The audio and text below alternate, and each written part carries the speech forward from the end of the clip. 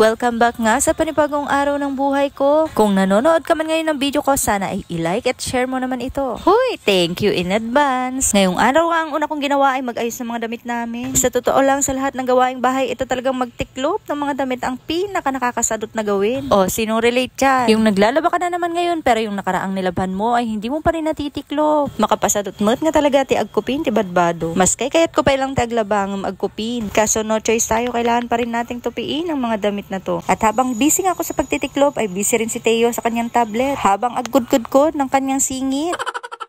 At nung kinaldawan nga, nagluto na naman ako ng aming lunch for today. Adobang sitaw nga yung menu namin, tatangal daw. Huy, nag-imastis si Dami. Wow! Tapos na ako magluto ng pangaldawan namin, kaya naligo na rin ako. Grabe, sobrang init na panahon ngayon talaga. Nakakapaso ng balat, kaya syempre kailangan na naman natin ng sunscreen. At dagayam tilakad ko, tatangal daw. So nga, ag-lipstick tayo mata. Tap na napintas mo ni Manang yung arumwar. Wow! Kaya Muse lip tint nga pala yung gamit ko dyan. Favorite lip tint ko nga to dahil hindi nakakadry ng lips at hindi mabigat sa pakiramdam. At habang nag-aayos nga ako ay may biglang dumating na parcel galing sa TikTok. Skirt at pants nga yung dumating ngayong araw. Binibigay lang to ng mga shop na gustong makipag-collab. Okay na okay din talaga maging TikTok affiliate. Inaya nga ako ni Mamo Joy na magpunta sa mall. Magka-canvas nga kami kung magkano ang tangkay at motor ng Jetmatic. Hindi na rin talaga kasi namin matiis yung palagi nilang walang tubig sa loob ng bahay. After nga naming mag-canvas ay pinuntahan na nga namin tong gagawa ng gripo. Then bago kami umuwi ay nagpunta muna kami ng Seymour para bumili ng baon ni Ate Chloe at Summer. Meron daw kasi silang bisita sa school bukas kaya hindi sila uuwi para kumain ng lunch. So ayun nga lang yung nangyari sa araw ko ngayon. Thank you sa panonood!